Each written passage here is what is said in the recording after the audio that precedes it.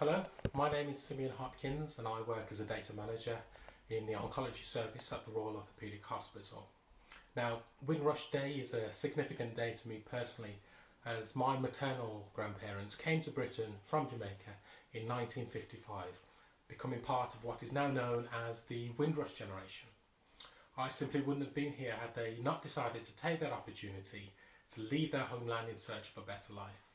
Sadly, they're both no longer alive, so I can't ask them how they felt about such a journey, but sometimes I try to imagine what it must have been like for them, leaving everything that they knew for a completely different country, different weather, different food and culture.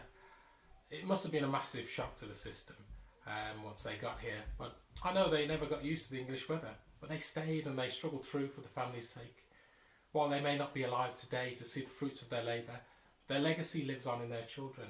I like to mention in particular my grandmother, Myrtle Davies. She found work in the NHS, a tireless woman.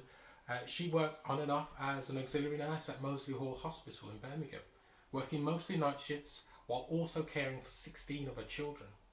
I like to think that those of us in the family that also chose to work as part of the NHS, that's part of her legacy also, and the example that she set for the family. So why is it important that we celebrate the Windrush Generation? Well, for me it's important to recognise their contribution and to share those stories of an entire generation that did so much for so many years and has not always been fully appreciated. The impact that they had is still being felt today. Those from the Caribbean brought so much with them, not least the music, the humour, food and the likes of which they shared amongst the community. They were inclusive despite suspicion, won over whole communities. I think curry goat and other Caribbean dishes had a special part to play in that.